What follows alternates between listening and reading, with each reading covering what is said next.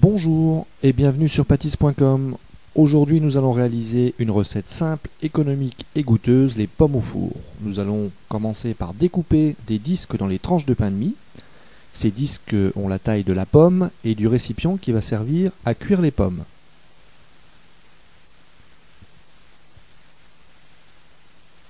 Nous allons ensuite, dans une poêle, faire dorer les tranches de pain de mie avec un petit peu de beurre.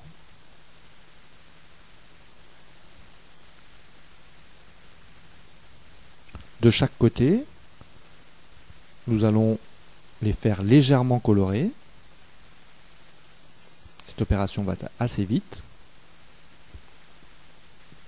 Une fois dorés, nous allons les retirer de la poêle et les mettre à égoutter sur du papier absorbant.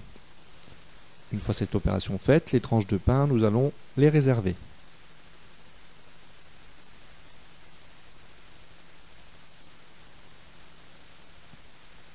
Avec le reste du beurre, nous allons réaliser la crème qui garnira les pommes.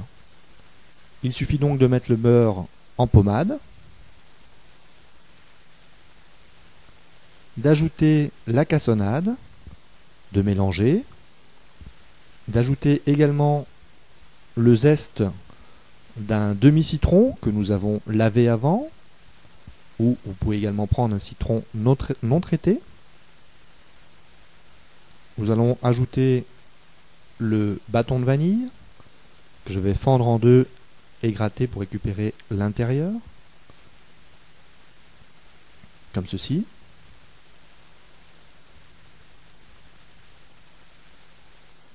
Mélanger à nouveau, ajouter la poudre d'amande et votre crème est prête. Nous allons maintenant préparer les pommes, des rainettes grises ou Canada, lavées. Il suffit de vider le centre de la pomme à l'aide d'un vide-pomme.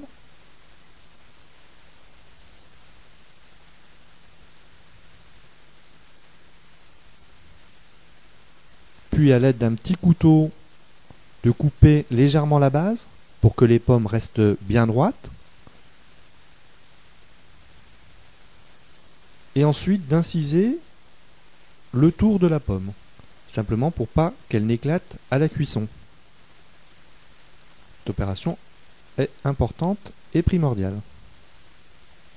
Dans les moules, nous allons déposer le pain de mie au fond, puis les pommes par-dessus. Nous allons reprendre notre crème à l'aide d'une poche à dresser. Nous allons garnir le centre des pommes. Voilà, il suffit de répartir la crème généreusement.